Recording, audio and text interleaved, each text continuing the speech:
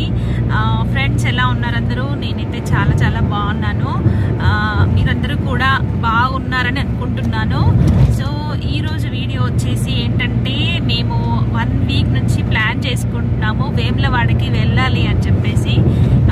So అది ఈరోజు కుదిరిందనమాట. So ఈ 1 వీక్లో ఏం జరిగింది మీతో షేర్ చేసుకోవాలనుకుంటున్నాను.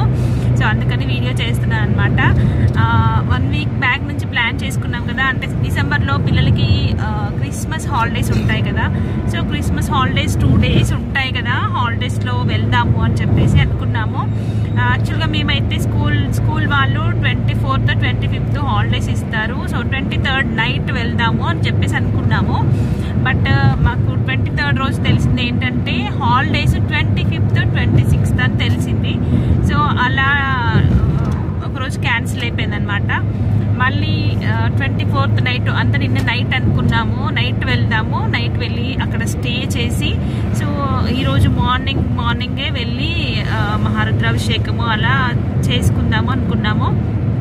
బట్ మళ్ళీ నైట్ జర్నీ అంటే కొంచెం ట్రాఫిక్ ఉంటుంది, ఇబ్బంది పడతాము. సో నైట్ వెళ్ళడం ఎందుకులే అని చెప్పేసి మార్నింగే అంటే 3కి లేచి ఫ్రెష్ అప్ అయిపోయి 5కి బయలుదేరుదామని చెప్పేసి అనుకున్నాము. ముందు రోజే అన్నీ రెడీ చేసి పెట్టుకున్నాము, సామాన్లన్నీ ప్యాక్ చేసి పెట్టుకున్నాము.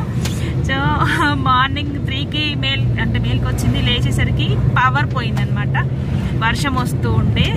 సో వర్షం తగ్గుతుంది, అలాగే మళ్ళీ పవర్ వస్తుంది అని చెప్పేసి అలా వెయిట్ చేస్తూ 5కి లేసామన్నమాట. సో హడావిడిగా రెడీ అయిపోయి అంటే ఫ్రెష్ అయిపోయి మేము ఇంట్లో నుంచి బయలుదేరేసరికి 7 అయిందనమాట.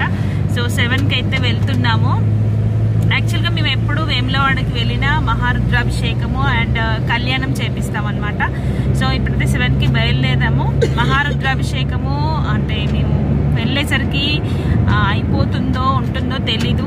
సో మళ్ళీ అక్కడికి వెళ్ళాక ఏంటి సంగతులు, ఏమేమి చేసాం మేము పూజలు, వేములవాడ రాజన్న ఎలా ఉన్నాడు, సో మళ్ళీ ఇంకో వీడియోలో మళ్ళీ కలుసుకుందాం ఫ్రెండ్స్.